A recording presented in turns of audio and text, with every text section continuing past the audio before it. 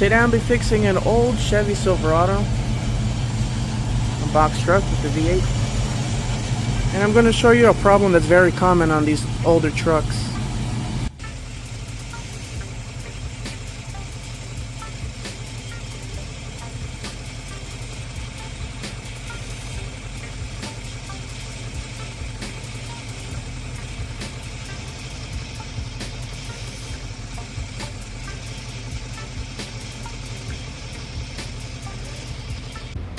What you saw there was a leak from a front transmission seal, and those are behind the torque converter.